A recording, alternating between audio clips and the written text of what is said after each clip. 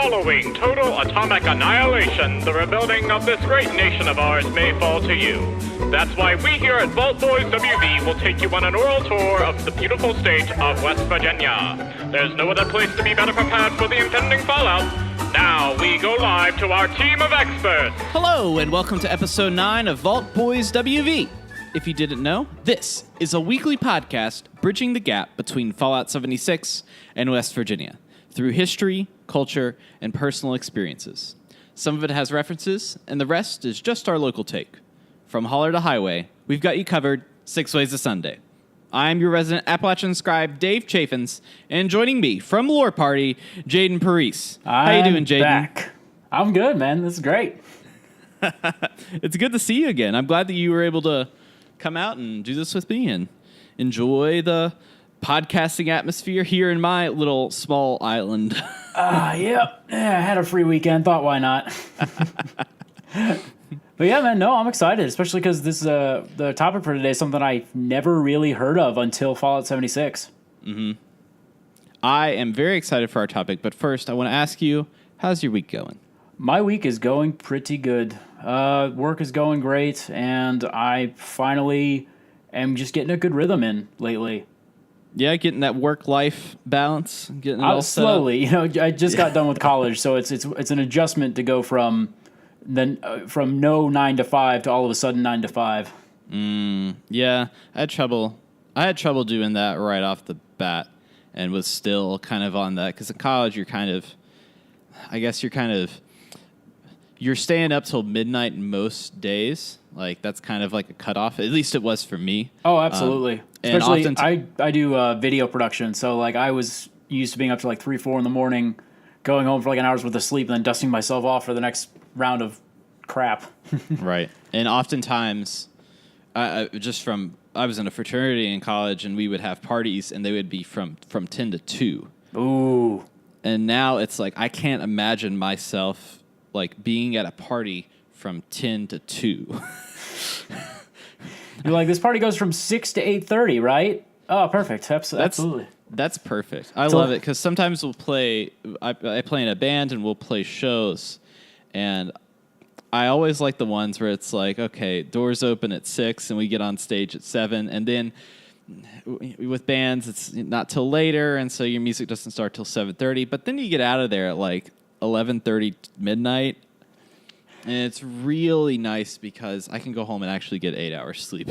You got to schedule it out so you can make sure you get the appropriate amount of sleep. Yes. You rock hard, but you sleep harder. I'm going to quote you on that. That's Absolutely. Good. I like that. Yeah, so my week, let's see. So after I did the podcast with you last week, I was outside grilling, and I grilled my chicken, and it was some of the best chicken that I've actually grilled out there. And I noticed that the fire was not out, and so I had made sure that all the knobs were off, and then I turned the propane tank off just because You're being responsible. Being responsible. And the fire was still going, and I was like, where is it? And I looked everywhere in the pan, and I could see the shadows of flames, but I actually couldn't see the flames. And it turned out that the circuitry that utilizes the ignition was burnt. Oh, and no. It was like on fire, and it was like melting rubber and circuitry down. So I've got to get a new grill.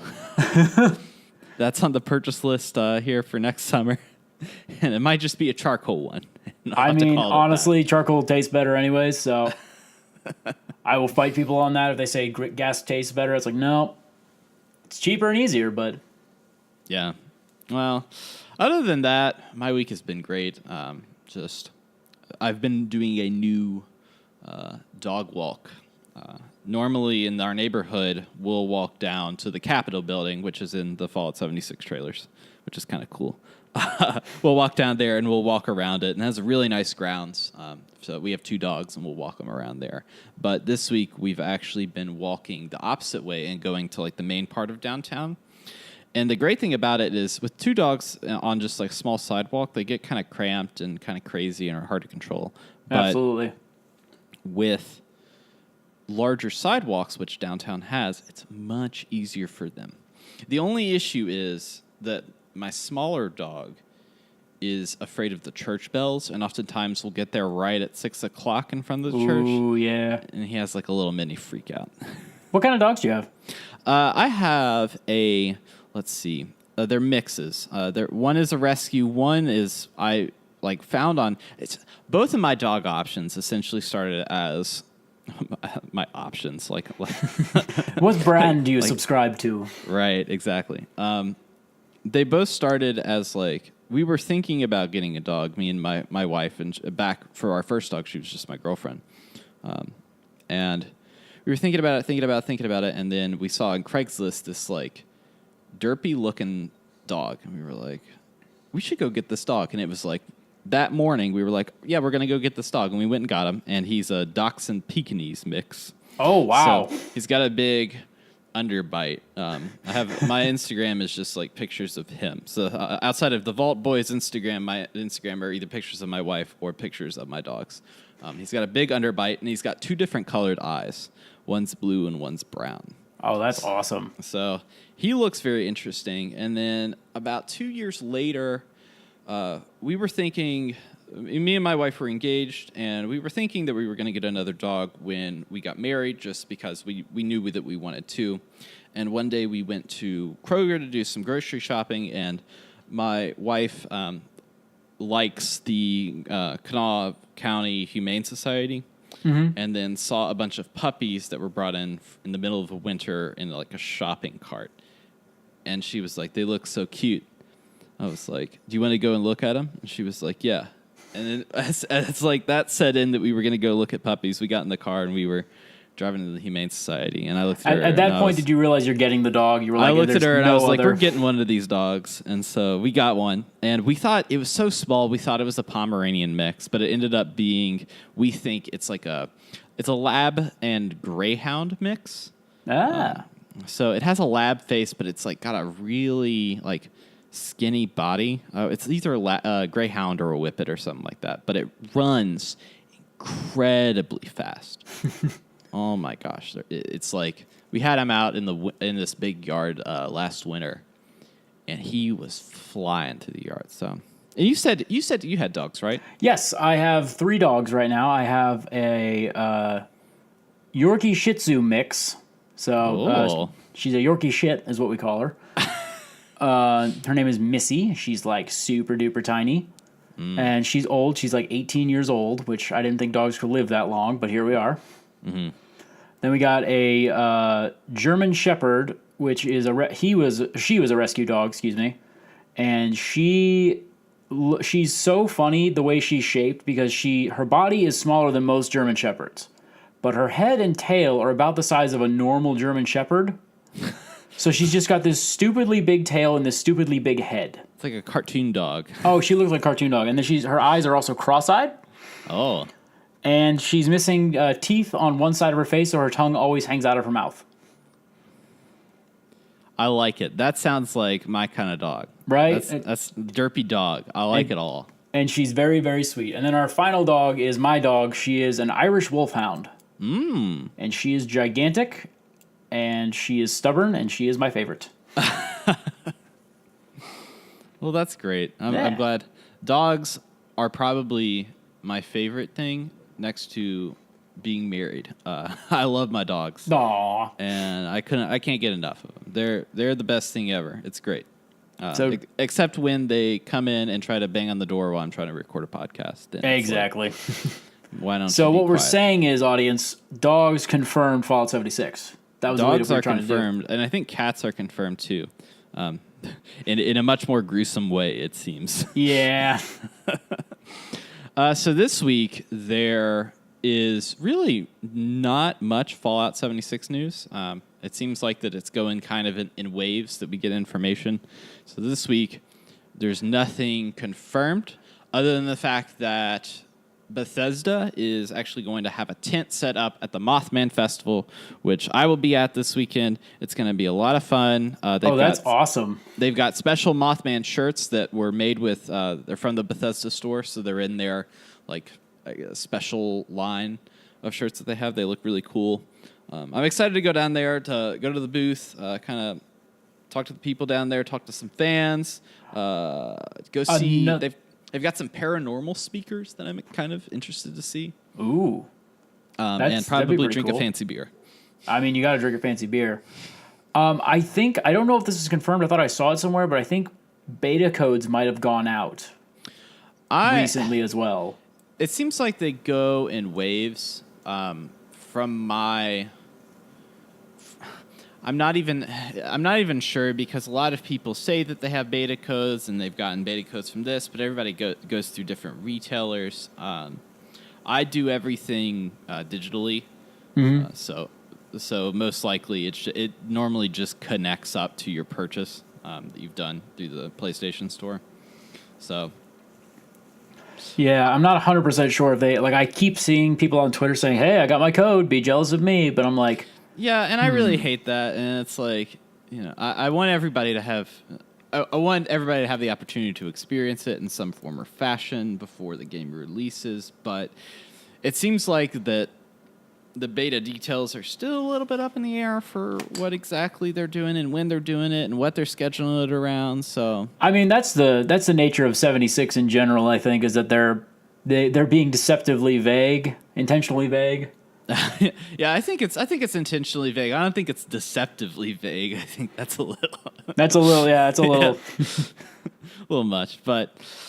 Other than them coming to the Mothman Festival, and I don't know, it's probably just like people that work through their store and different stuff. I doubt like Todd Howard or Pete Hines or Honestly, it wouldn't surprise me for Todd Howard to show up.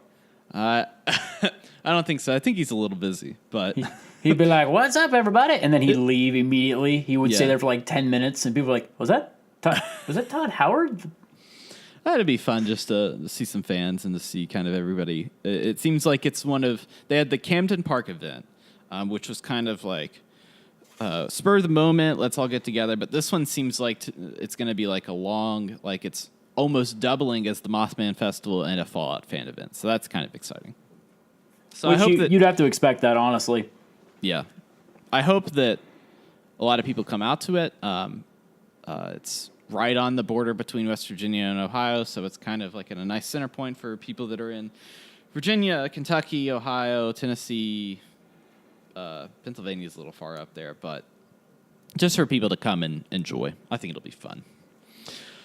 So for this week, while we don't have any news, we do have a brand new segment that we are going to debut today. You're the first one to be on it. So congratulations to you, Jaden. I am very honored. So with that, and get ready because it's all new, brand new, fresh mixtape from the studio. Dropping hot. We'll move on into our next segment.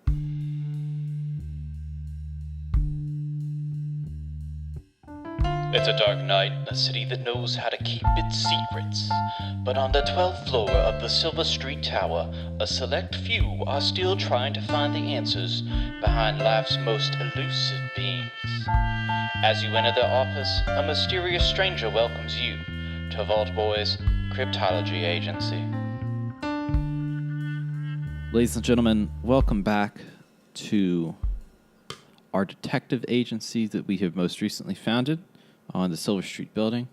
I'm your lead investigator here, and this week we are going to delve into a topic that I hold most dear called Mothman, and I have invited my very special friend Jaden to join our agency here in our quest for knowledge.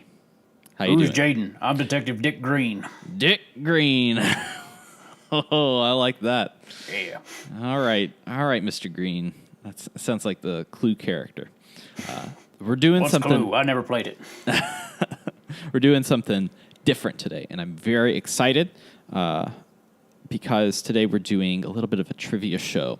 So I like to watch game shows at night when I go to sleep, and so this is kind of a take on an original trivia show that I have put together in about an hour of some questions that we're going to ask each other. So essentially, I'm going to give you the floor to ask me questions. Oh, I got questions. If I get your questions right, I will receive a point. I have 10 questions already prepared for this. If you ask me a question that is the same answer or the same like you reveal an answer to the question, then you get a point for that, for finding my questions within there. Once you have done your questions, then I will say how many points that I give you for all of your questions. And we will move on to my scenario where I will ask you questions in order to get points. How does that sound? Well, it sounds like a good mystery. All right. And then thank you, Mr. Green. Absolutely. We're gonna go, and at the end, whoever has the most points will be named lead cryptologist. So, in order to start this game, I'm going to start with a little blurb about the Mothman, and from there we will expand. I'm excited. Join me. In West Virginia folklore, the Mothman is a creature reportedly seen in the Point Pleasant area from November 12, 1966 to December 15, 1967. The first newspaper report was published in the Point Pleasant Register dated November 16, 1966. The national press soon picked up the reports and helped spread the story across the United States. The Mothman was introduced to a wider audience by Gary Baker in 1970 and later popularized by John Keel in his 1975 book, The Mothman Prophecies, claiming that there were supernatural events related to the sightings and a connection to the collapse of the Silver Bridge. The Mothman appears in pop culture. In 2002, the film Mothman Prophecies, starring Richard Gere, was based on Keel's book. An annual festival in Point Pleasant is devoted to the Mothman legend. With that, I will begin our game, and I now give the floor to Detective Green, a.k.a. Jaden Parise. Well, give me a second. Some of my questions were in the Wikipedia article. Hold on. No, I'm just kidding. All right. I'm not going to do that voice for much longer. Oh, no. Mr. Green, I'll see you later. Enjoy yourself. He's gone. Whoa, who was that? That's Who weird. was that? My feet Mysterious cut out. stranger. Yes. So my first question for you. Okay, I'm not utilizing any resources that I have available to me, just to let you know. Yes, and my Wikipedia page is covered with a sticky note, so we're good. Excellent. The sticky note is see-through, but that is beside the point. Okay. Scout's honor at this point. I'm just kidding. Scout's honor. So my first question is, Mothman has been popularized in a lot of media, in recent years, including some video games. Which of the following video games was the Mothman included in? What franchise? The Castlevania franchise, the Silent Hill franchise, the Legend of Zelda franchise, or the Super Mario Bros. Franchise? This is a good question, and it's something that I even didn't look into. So it's not going to be. Here's what I'm thinking. Yeah. The last two. It's not going to be Legend of Zelda. It's not going to be Super Mario Brothers. Too whimsical. Are you sure? Because Legend of Zelda has some really messed up stuff in it. I'm going to say I'm going to say not Super Mario Brothers, and I've got Legend of Zelda. Yep. Although that's, in my opinion, least likely. So Castlevania has always had like popular monsters from monster movies. So it's had like Frankenstein, Dracula, the Mummy, like all of that stuff. Mm-hmm. And then Silent Hills is an interesting one because most recent, I think it was the movies were actually set in West Virginia. And like very specifically set in West Virginia. However, Silent Hill, if I'm correct, is more about like your mind's projections onto things, and like from your mind they create the demons. So I'm down to Castlevania and Legend of Zelda, and I'm not sure. Mm-hmm. Here's what I'm gonna say. Yeah. I'm gonna go the safe bet, and I'm gonna say Castlevania because of the amount of monsters that they have included from other monster franchises. So that is my final answer, is Castlevania. Okay, so do I reveal this to you now or do I wait? You reveal it to me now. Okay, you are correct. Oh, so what was it in Castlevania? I guess it was just a monster. It was just one of the things that I looked up when I was looking up like in popular media. Mm-hmm. It was just one of the generic monsters that they have. Like I think it was a boss, maybe. Let me see. I closed the article here. I had it up, but... Well, that's kind of interesting. So one of my favorite games is Symphony of the Night, and that has a lot of the monsters in it, but I had no clue that it was in Castlevania. Yeah, not the first one. It was in the franchise. Oh, I found it now. Oh, yeah. It looks if you look it up, I think it's Castlevania Dawn of Sorrow and Portrait of Ruin, and it looks a lot like the depictions of Mothman. That is very interesting. Absolutely. So, what's your next question? You got it right. Congratulations. I'll give myself a point. The detective's back now. Yeah. Oh, the detective's back. Good. Yeah. Excellent. So, Mothman has been associated with a lot of natural disasters. Okay. In 1967, he is associated with what disaster? A church fire, a dam bursting, Chernobyl, or a bridge collapse? This one is fairly easy. If you look at it, it's very obviously a bridge collapse. As somebody who has watched the film Mothman Prophecies and also is familiar with the story, it is bridge collapse, and that is my final answer. You're lucky on that one. But, question 3, Mothman has also been rumored to be responsible for some not-so-natural disasters in the form of biological diseases. Oh. So this one's kind of a two-part question. You get points if you get either part right. Mothman is responsible for what disease in what country? A, Ebola, B, malaria, or C, swine flu? Okay, so there's two answers to this, did you say, right? Yes, and then I have another question of what country that this seemed to have occurred in. Okay, so what are my options for countries? For countries, you have Cuba, Mexico, Colombia, or Brazil. Okay. And it just happened in one of these countries. Yeah, it is correct. Okay, one country, two diseases. No, one country, one disease. Okay.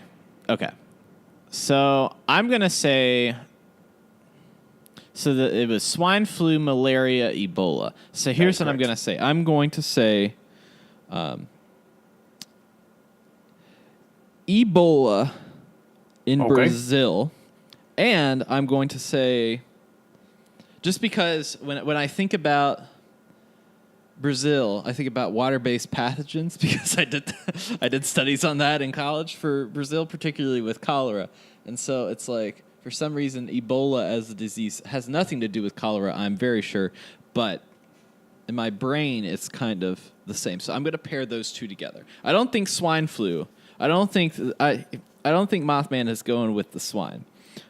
Mexico... I think that's more UFO territory, although that kind of crosses over with Mothman territory. I am going to say Colombia and malaria and Brazil and Ebola. Well. Somebody has been doing their history.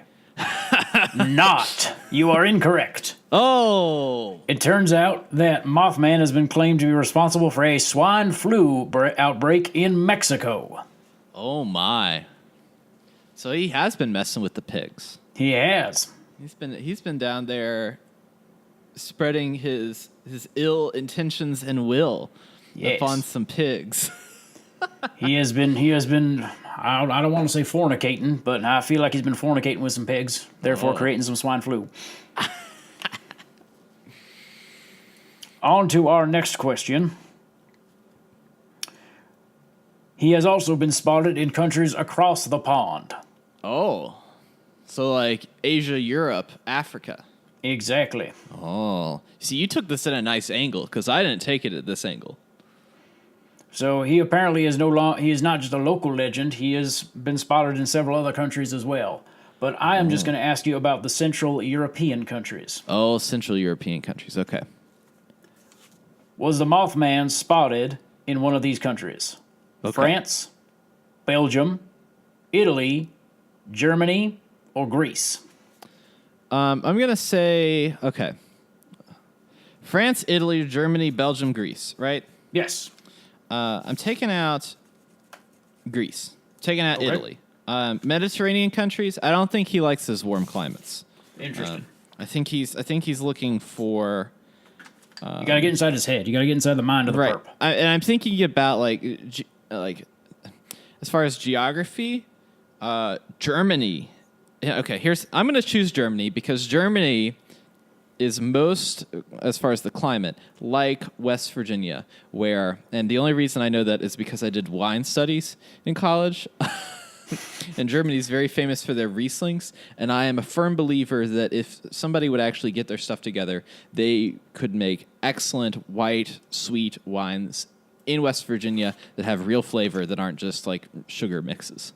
So I'm saying Germany for my final answer. So let me get this straight. Your reasoning for Germany is because they could make good wine. Yes, that is my reasoning of like connecting West Virginia climate to wine, which I do like to drink.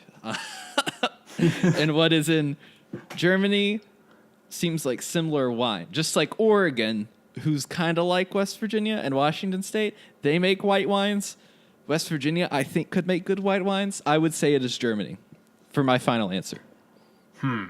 It is infuriating to me that you used wine as a way to try to figure out an answer. Even more infuriating because you are correct. Oh, there you go. That's that wine knowledge paying off. Absolutely.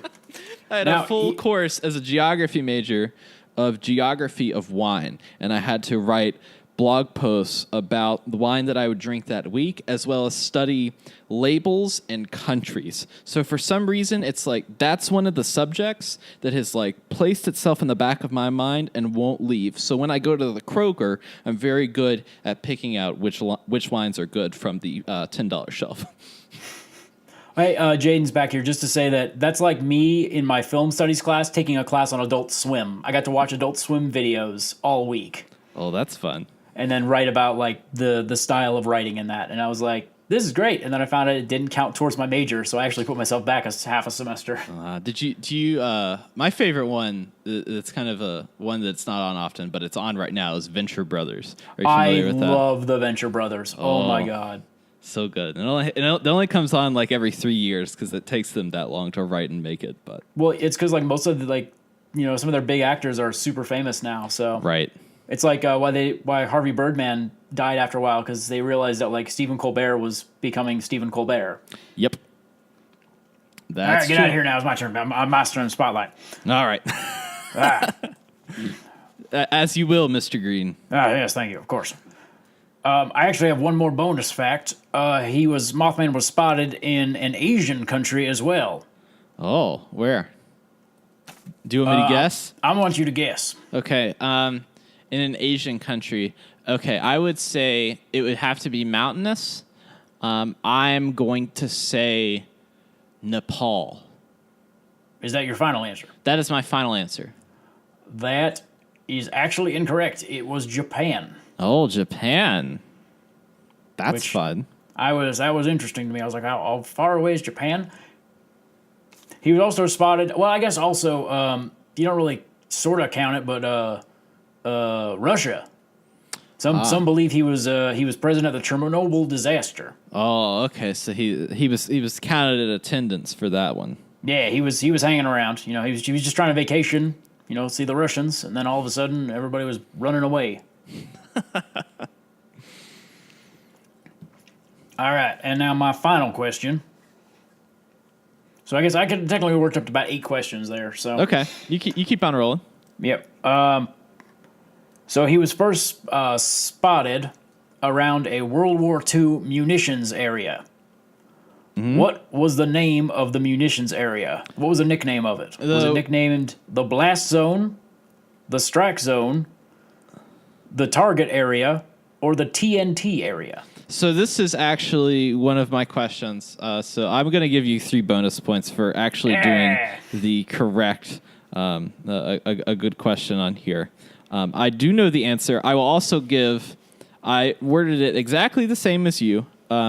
My answers were the nitro fields, the combat zone, the boom boom pow, and the correct answer, which was the TNT area. Absolutely. So that's funny that we both See, your names were more creative than mine, because mine, I wanted to make them sound like boring and related. Yeah, that's fun. I enjoyed that you went on that same path as I did.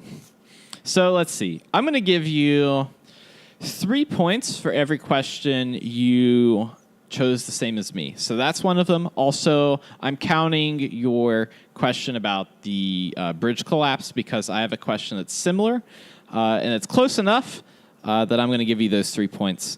I'll take it. Right now I've got, let's see, how many points do I have? Have you kept score? I've kept score. Oh, I think so. I think you got. See, you got 1, 2.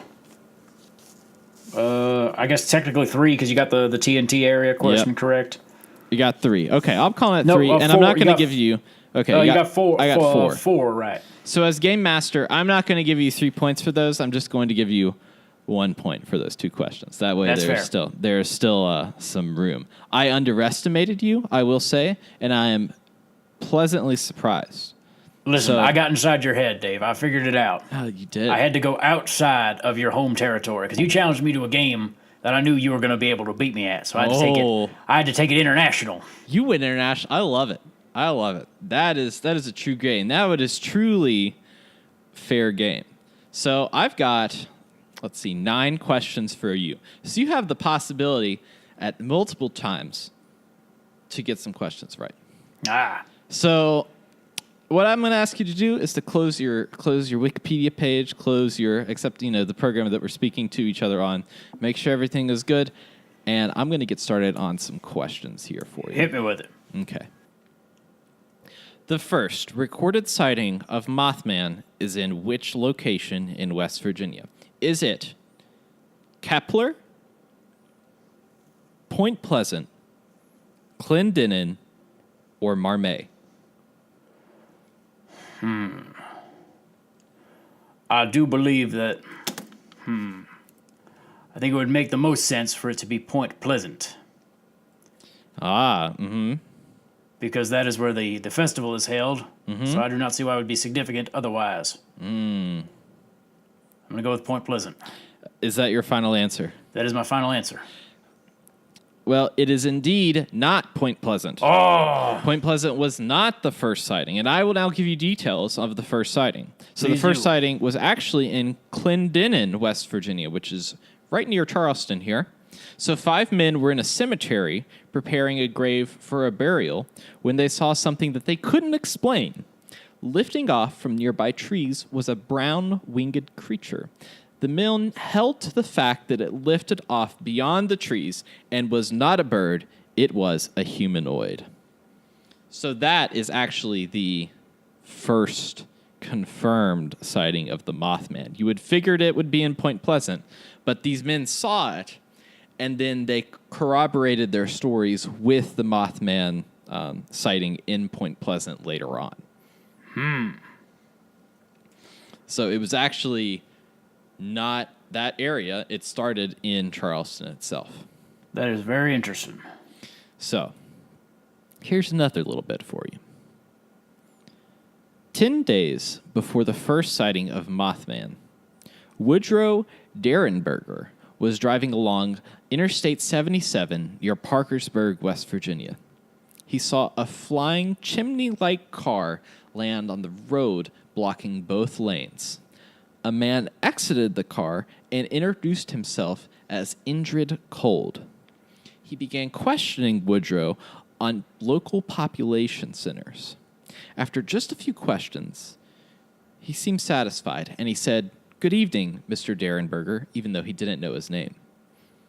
Woodrow's account stated that the man was well-dressed and had what kind of facial expression?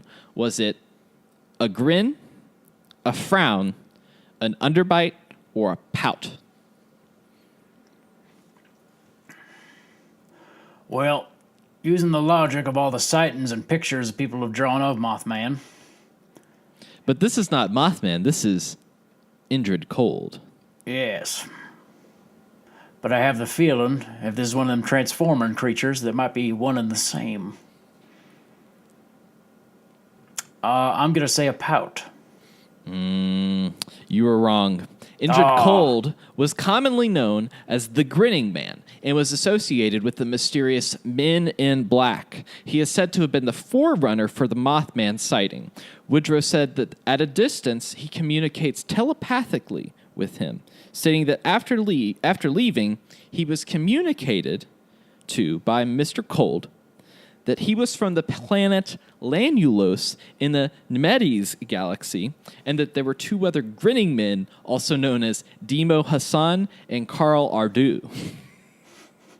What are they, French aliens? I am not sure. But the Indrid Cold is a popular character not only within the story of the Men in Black, who were investigators for the paranormal activities in Point Pleasant, but Indrid Cold was also in the Mothman Prophecies movie as well. I have to look him up. So it's very eerie that this particular alien person was asking about population centers around the area that Mothman was seen not 10 days before the event occurred itself. That would seem to corroborate the story. That would make sense. Cooperate. All right, so let's get into the main portion here. That's a little bit of the precursor legacy to Mothman. So the second Mothman sighting occurred in Point Pleasant at the West Virginia Ordnance Works, which we had talked about previously. The facility was opened during World War II to produce munitions and explosives for the American government. It was here that a local couple spotted... Oh, wait. I'm reading a question that you have already covered. I'm going to skip that one. That is correct. And you have already created that question for me, and you've already gotten the points. So we'll skip over that one. And I'm going to edit that one out.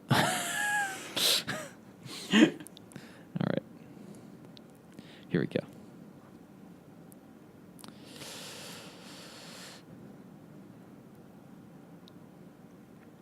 So on the same evening of the famous Mothman sighting that took place, where two couples saw Mothman at the TNT area, which we had previously discussed, and were chased all the way back to town by the Mothman while they were driving their car. So on that same evening, a local Salem, Virginia resident, Newell Partridge, was watching TV when his screen went black and he heard the sound of a large generator kick on outside, even though he didn't have one. He opened the door, and his hunting dog ran outside to investigate the noise. He followed the dog's trail to his barn and saw glowing red bicycle reflector-like orbs floating above his garage. He ran back inside to grab his gun, but when he returned, the orbs were gone, as well as his dog. As talking about dogs earlier, what was the name of his dog? Was it Dogmeat, Bandit, Mortimer, or Chavo? See, I thought you were going to ask me what breed of dog it was, and I know that answer, and I'm really mad that it was not what breed of dog, because I do not know the name. I know it's definitely not dog meat. That's a little Easter egg in there. And I feel like it's not Mortimer. Uh-huh. What you thinking? I want to say Bandit. Is that your final answer? That is my final answer. You are correct. The answer is Bandit. That was the name of the dog. So Newell looked for his dog, Bandit, for several days with no luck. Roger Scarberry, who was one of the witnesses of the Mothman sighting in the TNT area, recounted that he had seen a large dog lying on the side of the road near town. When he went back up the road minutes later, he found that the dog was no longer anywhere near that site. So it is theorized that the Mothman now has a dog named Bandit. And it is funny because the Mothman stole Bandit. And it's just the irony of the name itself. So you got that one right. That's good. I like that. All right. Bonus fact, he was a German Shepherd. German Shepherd. There you go. You had that one ready to go. All right. For the next one. After the Point Pleasant sighting, local law enforcement investigated the disturbance but found no evidence of the Mothman. The following day, as a press conference was held for police to explain the account and present their evidence. The Point Pleasant Registrar was a local newspaper in attendance and readied a front-page story for its November 16th issue. The headline was one of these choices. I'll read them to you. Explosive reports of flying creature near TNT area. Invasive moths may be local gardening hazard. Local couple sees man-sized bird, creature, something. Birdman strikes sleepy town. Which one of those was the headline? I can read them again for you if you Yes, need. please do, because I remember seeing this headline. First one. Explosive reports of flying creature near TNT area. Invasive moths may be local gardening hazard. Local couple sees man-sized bird, creature, something. Birdman strikes sleepy town. I remember seeing this, but I cannot remember the exact one. I'm going to go with the last one. Birdman strikes sleepy town? Yes. Is that your final answer? That is my final answer. You are incorrect. Dow! It was a local couple sees man-sized bird, ... creature, ... something. I knew it. I was like, which one was it?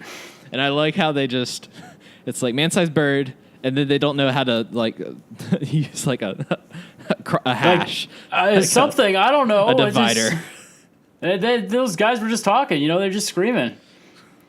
So when the newspaper broke, like the story, Roger, who I talked about earlier, was asked if he was scared of the incident, and he replied, "I'm a hard guy to scare, but last night I was for getting out of there," which I just found funny.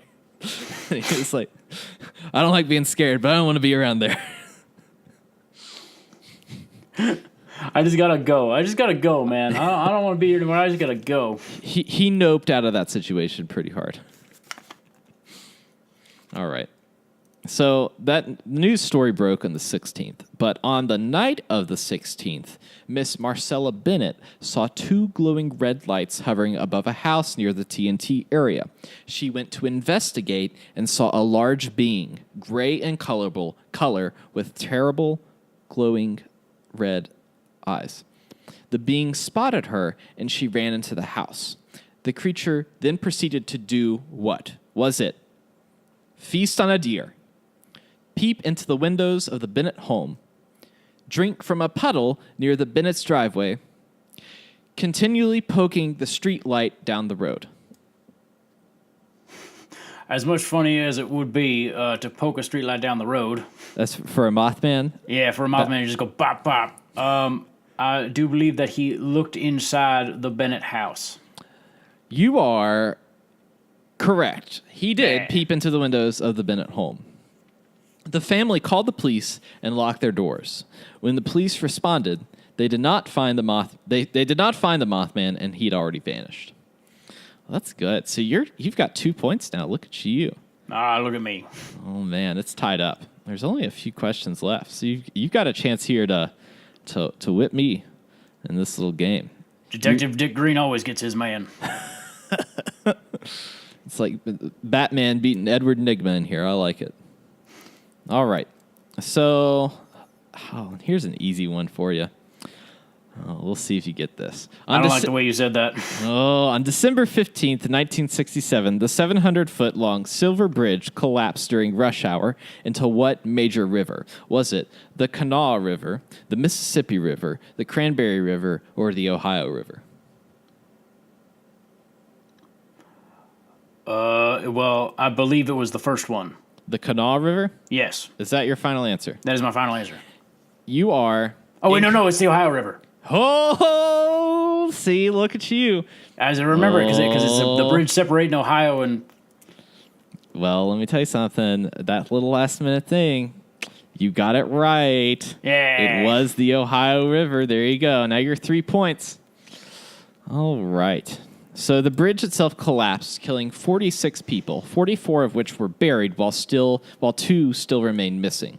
Some believe that the appearance of the Mothman served as a warning to the community for the impending disaster. It was the deadliest bridge accident in the history of the U.S., and it's still true today. So, for the next question, I'm going to take you way back. Uh-oh. And the listeners to the podcast, if you have been listening, this is a good freebie for you. In 1777, John Stewart was garrisoned at Fort Randolph. Local Native Americans sent envoys to the fort for peace talks and trade talks with the local colonials. Among them, their chief, who was very friendly and helpful to the soldiers stationed there. They were detained in an informal sense, but when 2 soldiers were killed by local and totally different tribe, the fort mutinied against the stationed Native American leaders. The chief was gunned down in a prison cell after watching his son killed.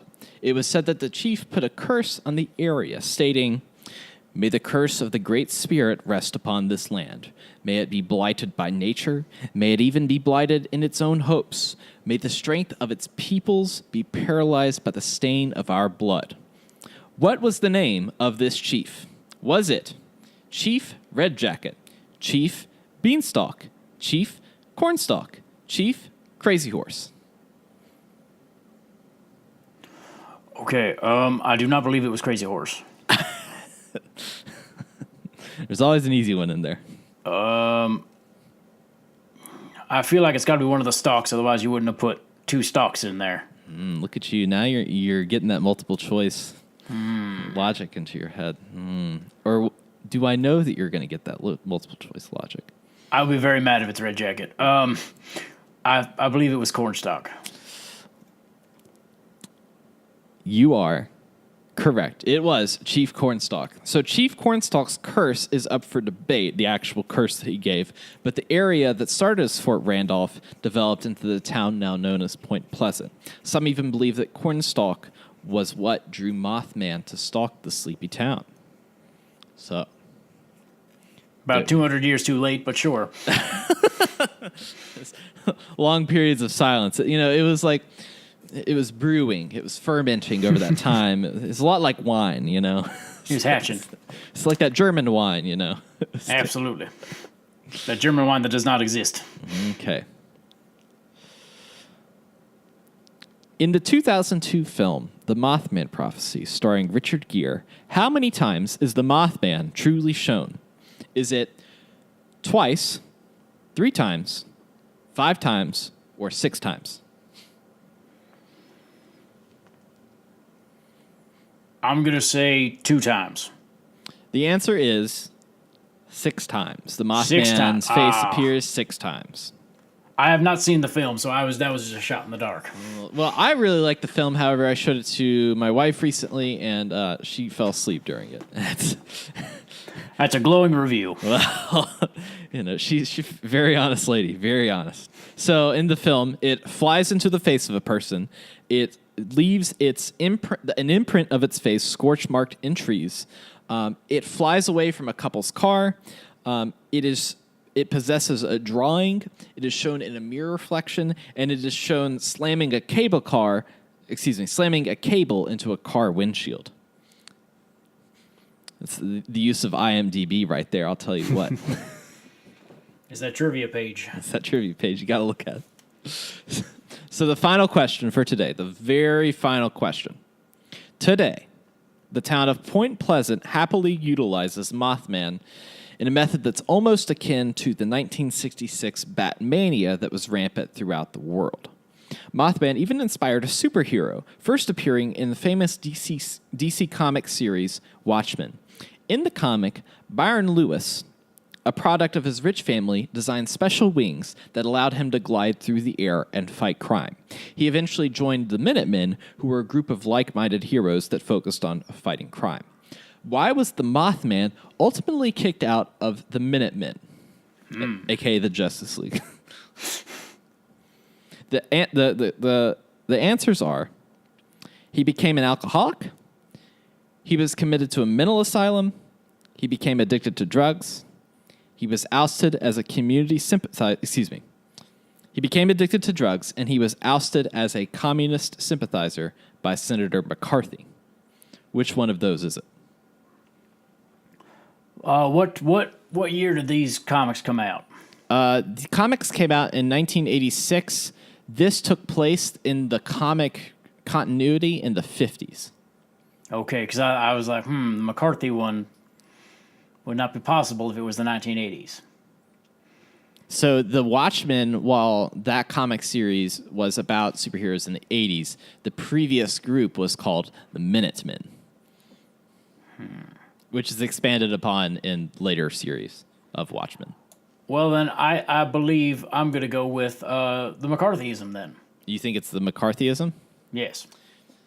Well, you got that right. But not only did you get that right, it was actually all four of them. So he became an alcoholic. He was addicted to drugs.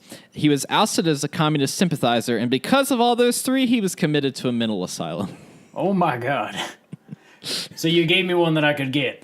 I gave you a freebie. I clearly underestimated the what you were coming at me with, and I like that. So let's see. You have got 4 points from this round, combined with your 3 points from the previous round. So that leaves you at 7 points over my 3 points. So I am going to give you the designation as the Vault Boys West Virginia Cryptology Agency lead investigator. Congratulations, Mr. Dick Green. Oh, thank you very much. All right, now I have to go investigate a crime, so I'm going to leave now. Oh, Mr. Green, I wish you the best. I'm sorry that I was not able to take up the title. I will be stuck in the office doing paperwork on the Mud Bring me more case files and whiskey. Oh, I'll do my best. It's hard. I'm back to the intern lifestyle that I started here as. Wow, that guy was rude. Where did he go? Oh, man, I don't know. Anyways, how'd it go? I got to do all this paperwork now, you know? Did you win? I did not win, no. You got to watch out for that Dick Green. He's pretty good. He's a sly one. You got to watch out for him. Oh, yeah, he's wily. Well, Jaden, I want to thank you for playing the game today. It's kind of a little intro to Mothman. We've got even more Mothman stuff next week, in which we will see the return of one of our favorite and my favorite people on the show, Austin O'Connor. So we will be back with him next week. Jaden, I want to thank you for not only doing this with me last week, but also coming back for a second week to sit down with me and talk about some lore. And this week was a little bit different from our normal podcast, but I think it was a lot of fun. Did you have some fun? Oh, this was great. No, I really appreciate you bringing me back on, because this is really cool getting to spend a week researching a supernatural creature I had never really heard that much about. I was a Loch Ness Monster fan, a Chupacabra fan, but now I know a lot more about Mothman. Well, now you've got the international appeal. I like that. You were like, okay, he's going to talk about West Virginia because he's this West Virginia guy. So I'm going to go international with it. I love. Oh, I had to take it. I was like, the only way I'm going to win this is if I go outside the spectrum. So, Jaden, where can we find you at? You can find me at Mr. Jad J on Twitter. And also, you can find my podcast group, Lore Party, at lore_party, wherever podcasts are available. We've got a bunch of cool episodes coming out in the coming weeks. And most importantly, we also have Extra Life coming up in November. Oh, that's right. That's exciting.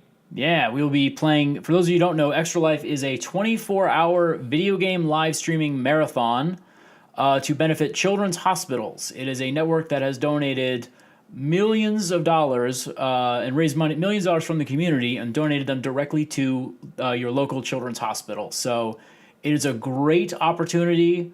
If you got some free time, I believe I'm gonna make sure I say this right, the right day, but it's in November. And if you have some time, we'd love to see you come out. You can find us on Twitch. And I think it's twitch.com/loreparty, or you just type in Lore Party on Twitch. You should be able to find us. And we'll be playing video games for 24 hours and getting into some hijinks as well during that time. So, it's November 3rd. November 3rd. We're going to be playing video games for 24 hours. So if you got time to come watch us and maybe want to donate some money, all the money goes to children's hospitals. That's great. I've seen other people have the Extra Life streams and their donation markers. So I wish you all the best of luck. That's really a great cause, and I'm very happy that you guys are doing that. That's a lot of fun.